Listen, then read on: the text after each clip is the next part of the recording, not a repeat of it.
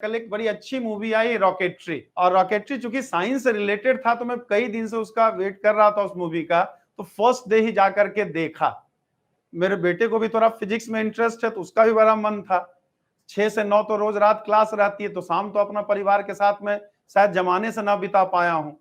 ठीक। तो वो बोला देखना है पापा, तो मैं गया देखने के लिए। और वाकई इतनी अच्छी मूवी है, हर साइंस के बच्चों, क्या हर देश के नागरिक को वो सब मूवी देखनी ही चाहिए, बिल्कुल देखनी चाहिए। उनका अगर आप उनको देख लें, नाम्बी नारायणन जी को, जिसकी वजह से आज हम लोग उछल कूद रहे हैं कि दूसरे देश से रॉकेट ला करके हम लोग लॉन्च कर पा रहे हैं, शायद अगर वो नहीं होते तो भारत उसमें क्या होगा, स्वदेशी इंजन कभी बना ही नहीं पाता। तो आज भी हम लोग हमेशा मुंह ताकते रहते थे। अपना यहाँ के साइंटिस्ट मान लीजिए कोई इंजन बना भी दिया तो लॉन्च कैसे होगा वो, तो कभी फ्रांस की चिरौरी करते थे, कभी अमेरिका की चिरौरी करते हैं, कभी इसकी चिरौरी करते थे। ठीक।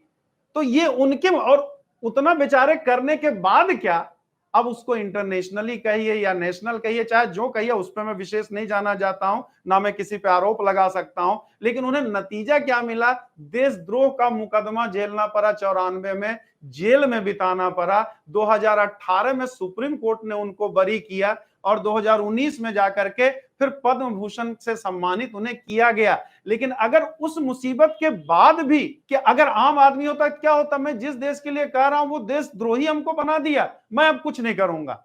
नासा उनको बुला रहा था, सब कुछ, ढेर सारे पैकेज थे। अगर उसी पैकेज पे वो चले गए होते तो आज भी हम मुंह तक्कू ही होते। अगर रॉकेट लॉन्च करना होता है, मंगल मिशन, चंद्रयान, सब कहानी हम लोग की फ्लॉप होती। लेकिन उसके बाद भी उन्होंने इतना आरोप झेलने के बाद भी, उनकी बीवी पागल हो गई, उसके बाद भी उन्होंने क्रायोजेनिक इंजन पे काम किया और उसमें भी बहुत हद तक सफलता दिलाई उन्होंने। तो उनके मुसीबत के सामने आपकी कौन सी मुसीबत है महेंद्र बाबू। शायद अगर इंस्पिरेशन चाहिए तो काश वो मूवी आप हॉल में ही जाकर के देखिए। मैं पायरेटेड मूवी देखने की कभी फेवर में नहीं रहता हूं, और खास करके ऐसी मूवी को, कि ऐसी मूवी को बिल्कुल सपोर्ट करना चाहिए जिस तरह, जिससे कि और भी इस तरह की मूवी बन सके।